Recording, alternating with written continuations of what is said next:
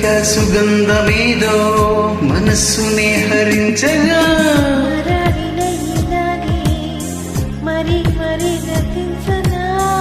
విహారినై ఇవాళే దివి భువి స్పృశించనా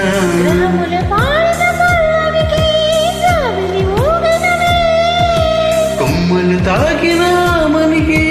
కోయిల పుట్టెనులే